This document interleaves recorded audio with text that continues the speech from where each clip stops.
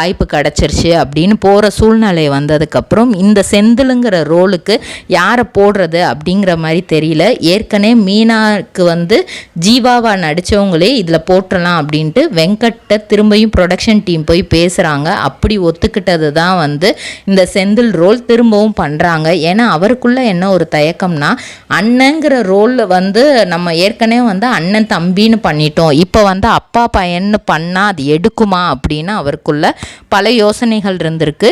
இவர் இப்போது ஏற்கனவே வந்து இவருக்கு தேஜஸ்வினி அப்படிங்கிற ஒரு பொண்ணு இருக்குது.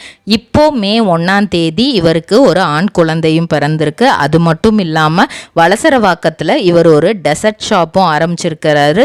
பாக்கு மட்டை தயாரிக்கும் மிஷின் கிடைக்கும். அதற்கான ரா மெட்டீரியல்ஸையும் வருடம் முழுதும் நாங்களே சப்ளை செய்து வருகிறோம். நீங்கள் செய்யும் தட்டுகளை நாங்களே எடுத்துக்கொள்கிறோம். அதற்கான லோன் வசதியும் செய்து தருகிறோம்.